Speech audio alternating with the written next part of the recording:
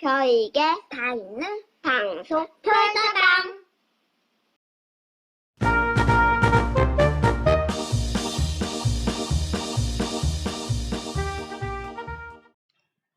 예, 반갑습니다.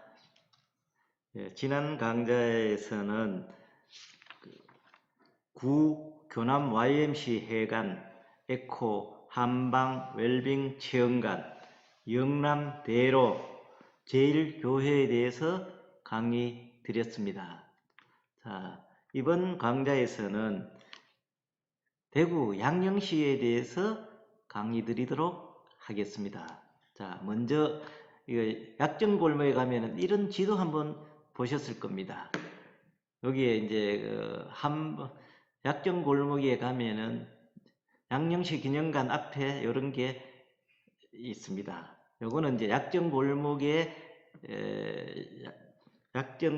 있는 약정 관련 업체 표시가 되겠습니다. 자, 그러면 대구에 이 양령시가 언제 생겼을까요? 대구의 양령시는 이게 보시면은 명령영자가 가운데 들어 있습니다. 우리가 1592년부터 임진 7년 전쟁을 겪게 되었습니다. 그러다 보니까 그 이후에 굉장히 전염병이 많이 돌게 되었답니다.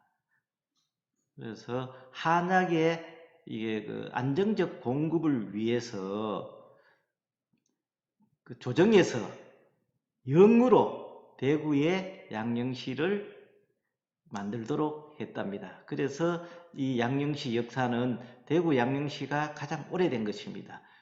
그러니까 1658년에 생겼습니다. 지금으로부터 362년 정도 되었네요. 자, 이거는 우리나라의 양령식 하면은 대구 양령시가 가장 먼저 생겼는 것이 되겠습니다. 자, 약정 골목 사진을 한번 찍어봤습니다. 이 약정 골목에 가면 전부 한약과 관계되는 이게 한약방이 이렇게 즐비하게 있습니다. 자, 요게 이제 가운데 이렇게 보면은요, 저 뒤에 빨간 건물이 옛날 제일교회 건물 옆에 이런 문이 있습니다. 맞은편에 양령문이라고. 이게 명령연자 맞죠? 이렇게 이제 표식을 해놨고요. 또 서쪽에 이렇게 가면은 매일신문사 옆에 입구에 들어오는데 보면 양령서문이라고 이런 표시가 되어 있습니다. 서쪽에 있다고 서문인데 이게 양령시를 상징하는 건물입니다. 바로 약정골목의 얼굴이라고 할 수 있지요.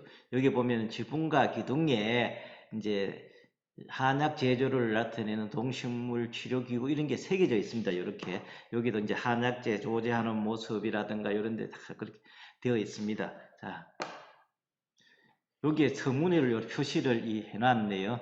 그죠? 그래서 저는 한다고. 자, 그럼 양령시의 기원설을 한번 보도록 할게요. 이거는 뭐 참고로 한번 봐주시면 됩니다. 대시설이라고 해서 국가가 정책적인 필요에서 의해서 대구 양령시가 생겼다. 이런 설이 있습니다.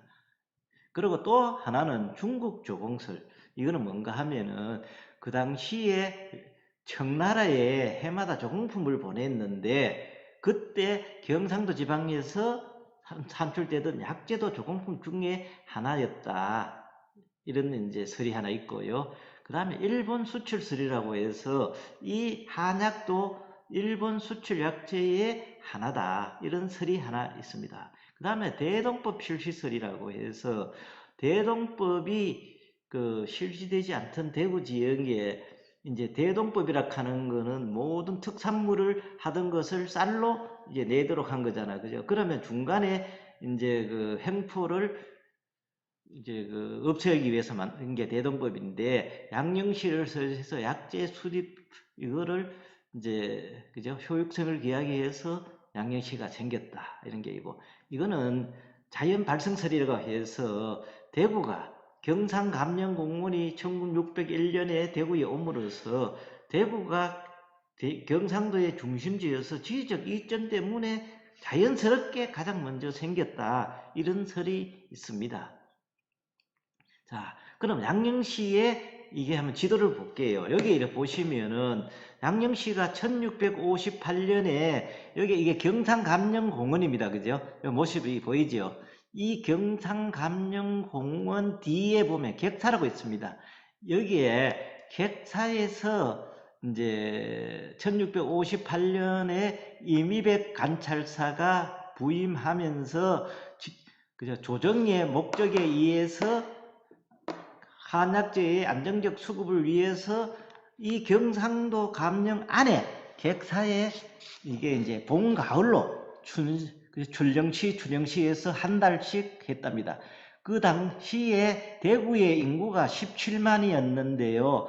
이 출령시에 여기에 다녀간 사람이 10만 명이 되었대요. 그러니까 조선 팔도에서도 오지만 일본, 중국, 러시아 등지에서도 여기 이 양령시에 약재를 구하러 왔다고 합니다. 그러니까 여기에 기생들도 모여들고 마차도 이 주변에 있고 숙박업소도 인산인해를 이루었다고 합니다. 결과적으로 봄에 한 달, 그죠? 가을에 한 달 돈 벌어서 대구 국민들을 먹여 살렸다고 합니다. 초창기에. 그게 양령시입니다. 그런데 이 객사에 있다가 1607년도에 제가 뭐랄까 대구 읍성이 박준양에 의해서 이게 철거되었다고 했습니다. 그러다 보니까 동성로, 서성로, 남성로, 북성로 이게 있던 데가 자연스럽게 남성로가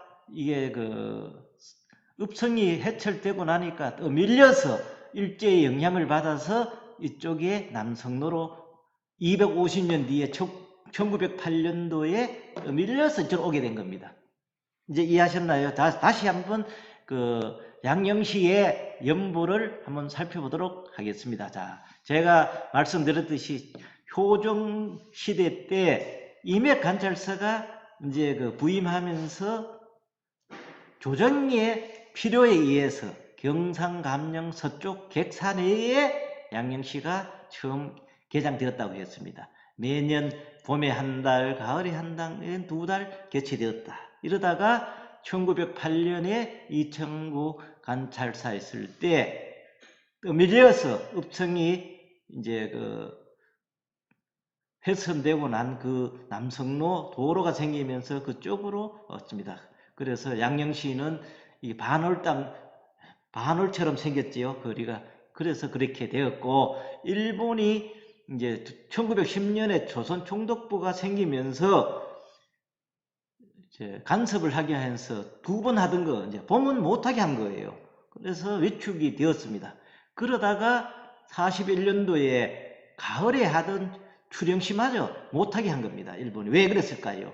독립자금으로 양령시에 온 돈이 빠져들어간다는 정보를 들었대요. 일본 사람들이. 그래서 야 이거 양시해서 큰일 나겠다. 이래서 출령시마저 폐쇄를 하게 되었습니다. 그러다가 해방이 되어서 양령시를 다시 재개를 했는데요. 1950년 6.25 동란이 일어나게 되었습니다. 그러다 보니까 3년 동안에 양령시가 문을 닫게 되는 거예요.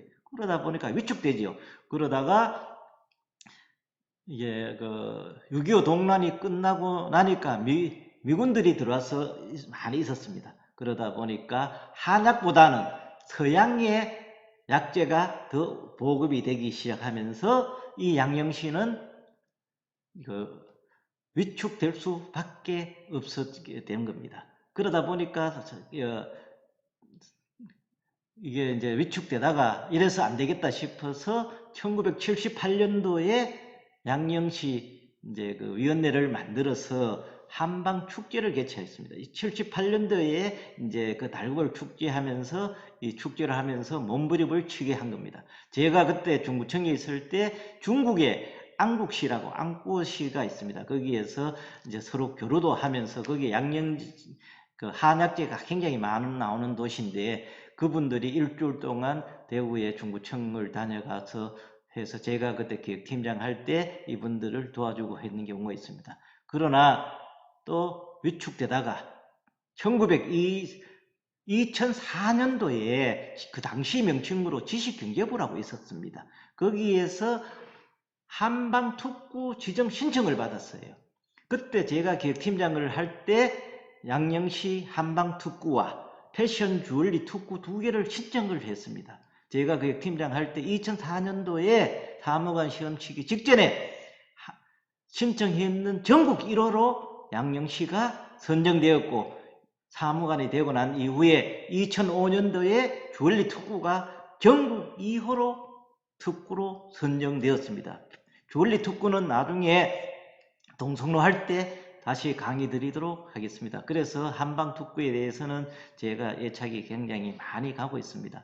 그러다가 이제 1911년도에 한의학 문화관이 박물관으로 확대 개편되었다는 말씀을 드립니다. 자, 이게 한의학 박물관입니다. 원래 이 한의학 박물관은 문화관이라고 해서 85년에 이미 문을 열었었는데 이게 박물관으로 확대되었다고 보시면 됩니다. 자, 이렇습니다. 자, 3층부터 보시는 게 얘기는 좋습니다. 거기 가면 양령시 역사 문화조원 전시가 있고요. 2층에 가면 체험존으로 되어 있습니다. 물에 담그고 5,000원 주면 또 이래 발에 한약 담그고 이런 체험을 할 수 있는 시설이 있고, 요쪽에 돌아가면은 이쪽 동편에 한약재 도매시장이 있습니다. 자, 여기에 앞에 건물이 붉은 벽돌이 제일교회 세 번째 지은 건물이죠. 앞에 광장에 이렇게 꾸며진 모습이고요. 이제 안에 들어가면은 3층에 가면은 양령시 사람들이라고 해서 한약재와 같이 관계 있는 사람을 이해 쉽게 그림으로 그려놨는 게 있더라고요. 약초 채취자 뭐 이런 식으로 해서 도매자, 소매자, 뭐 중개인 이래서 한번 제가 사진을 한번 찍어봤습니다. 자, 여기에 가니까 아까 이야기했듯이 출령시와 추경시에 한 달 동안 사람이 인산 일화를 이뤘다고 했죠. 10만 명이 다녀갔으니까. 그래서 이게 여각과 주막이 그죠? 굉장히 많은 사람들이 다녀갔답니다. 그 중에서 시인 유치한 씨 알죠? 그분이 자기 아버지 심부름을 왔다가 여기에 대구에서라는 시를 하나 이래 남기고 간 게 이렇게 있습니다. 참고로 한번 봐주시면 되겠습니다. 여기 오른쪽에 있는 게 대구에서 하는 유치한 시의 시가 되겠습니다.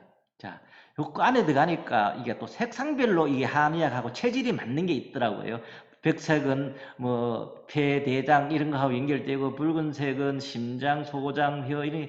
그래서 한번 이래 제가 녹색은 이런 게 좋고 노란색은 이런 게 좋고 검은색 이런 게 한번 둘러보시면은 이런 것도 있구나 있고, 그거 가니까 사상 체질이라고 코너가 있더라고요. 우리가 한번 들어보시면은 이재무라고 한번 옛날 드라마에 나온 거 한번 보셨지요? 동무 이재마 씨가 이게 이제 네 가지 체질로 해서 이렇게 사상 체질을 이제 심화시키는 이론인데, 소양인, 소음인, 태양인, 태음은 네 가지로 체질에 맞게 이게 이제 예방과 치료를 한다는 게 사상 체질이 되겠습니다. 이런 식으로 이제 소양인은 특징이 이렇고, 소음인은 뭐 특징이 이렇고, 그 다음에 여기에 이론 음식은 이런 게 있고, 소음인한테 또 이론 음식은 또 뭐 사과 이런 게 있고, 또 여기에도 태양인한테 좋은 뭐 설명, 좋은 음식, 그죠? 여기 바나나나 태양인한테 좋고, 뭐 고추는 태음인한테 좋고, 이런 식으로 또 해로운 음식도 이렇게 나열돼 있더라고요. 그래서 한번 적어봤습니다. 한번 들어가서 한번 둘러보시기 바랍니다. 꼭 거기 한의학 박물관은 볼만합니다. 그 내려오면은 이제 한약 조격 체험장이라고 있어요. 여기에 여름에는 물을 대어 놓는데 가장 인기 있는 게 조격 체험장입니다. 여름에 한번 꼭 한번 해보시기 바랍니다. 자, 그 옆에 이제 나오면 뭐가 있죠? 연매시장이 있습니다. 연매시장 뜻이 뭡니까? 연가로 판매한다는 뜻입니다. 그 준말이 연매시장이 되겠습니다. 그리고 또 연매 소금을 팔았다고 해서 연매시장이라고도 합니다. 그러나 사실 지금 주변에 대형 백화점이 들어왔죠. 그래서 지금 겨우 숨만 쉬고 있는 실정입니다. 자, 여기까지 하고 다음 강좌에서 뵙도록 하겠습니다. 고맙습니다.